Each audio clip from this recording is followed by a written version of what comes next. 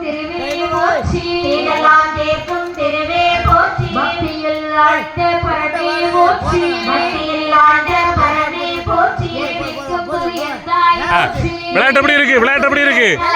நல்லா இருக்கா? இனி விளையாட ஆசை இருக்கா? டைம் முடிஞ்சு போச்சா? சரி. எத்தனாம் வகுப்பு? 8ஆம் வகுப்பா? சரி.